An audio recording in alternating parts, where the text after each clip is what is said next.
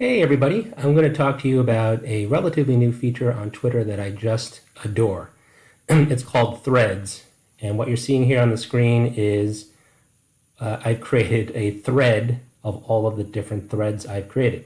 That could be a little bit confusing, but what I have here is just the way that I've grouped the different threads I've created. So let me just show you, let's dive into one of them so you can get a sense for what I'm talking about. Okay, actually before I go into that, why are threads great? So if you think of the early days of Twitter, at least in how I use Twitter, when I wanted to share someone's content, either it's an individual or a publisher, you would typically share the title, like literally the title that they provided in the article or post, and the link, maybe a few hashtags.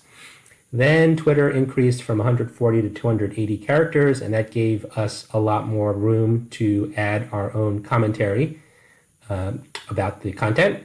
And what I started to do then was forget about the title. The title is actually already shown in the Twitter card if the site is properly, it's got the right Twitter meta tags on the page. So if you're actually sharing the title, you're being repetitive because it's going to be shown below your, like, as part of the tweet. Anyway, I started including a lot more commentary about the content rather than just the title, because everyone can figure out what the title is, but I think a lot of people on Twitter want to hear from you, meaning the person sharing the content, to hear your original thoughts or comments about that content. So now there's threads, and that has allowed me to take it to a whole nother level. So I'm going to click, so here's a thread. I'm going to click the show this thread. Okay, so what I've done here at the very top, I saw a pretty touching 60 Minutes episode that aired recently about a couple that the wife was afflicted with Alzheimer's, and 60 Minutes visited them for 10 straight years. So throughout a 10-year period, every year they would check in on the couple. So I wanted to share this, the link to the video. Typically, you would just do that. And so with 280 characters, I'm sharing a lot more detail here. And in this case, I just quoted from the episode, linked to the doctor who was featured, who produced or who hosted the episode. And so here's the link. That used to be the be all end all. Like when you would share a link, you would do what I'm doing here. Maybe you would come back and maybe schedule this same tweet to go out at some other time. But what I've done now with Threads allows you to do is add on to this with additional tweets, and all those tweets get grouped together under this first tweet. So this is the first tweet. So if I scroll down, and you'll see this is the date on which that first tweet was posted. Now I've added on to it, and what I typically do is take additional findings or observations or even quotes from the content and add to it. So I found things that were pretty meaningful to me, posted them here. You'll see I did this on the same date as the original tweet, but you can add on to a thread at any time. So I could have come back a week later or a month later. So that was that thread.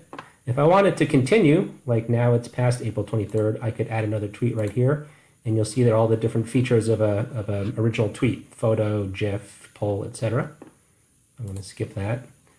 So let me X out of this and show you. Let's go into one other example. Let's see, what's a good example? So here's one. So this is what I've been doing a lot lately when I read really good content that I want the world to know about, but also to know more about, like add some of my own commentary. So here's a thread about an interesting article from the New York Times about Facebook's impact in foreign countries. And in this case, it was covering happenings in Sri Lanka and how Facebook posts seen by the people in Sri Lanka led to a lot of chaos. So this used to be how you'd share content in the past. Here I'm using the expanded 280 characters to take a quote from the article. Here's the link. And now I've added to the thread by taking some quotes. And again, this happened on the same date, actually. I'm taking additional quotes from the article that I found meaningful, and I'm adding them on. You can take whatever approach you want. It doesn't have to be the way I'm doing it with quotes. You can add your own commentary. I just happen to like extracting some more additional things that I like from the article. So here I've added to it more and more. To me, this is almost like a way for me to tell people that might find my tweets, these are the things that I found interesting about this article. Let's see. Let me see if I can find one more example that might be a little bit different. Let's see here. Well, I'll show this one. So this was a book that I picked up. It's by Steve Case, the former AOL co-founder. So I tweeted to him that I bought his book. And what I decided to use Threads for here is to share quotes from the book as I read them. So here's a case where I tweeted on April 9th. Then the next day I found a funny quote from chapter 1. And then you'll see the sequence of dates as I'm reading through different chapters. I find an interesting quote and I just add them to the thread. So what you're going to have to do if you want to use Threads like retroactively is you have to find that original tweet. So that's this one here. And then like do a search and find it, or just browse through your profile and then add to them. It's pretty easy to add. You just look for this button down here, add another tweet. Hope you found this overview of Twitter Threads useful.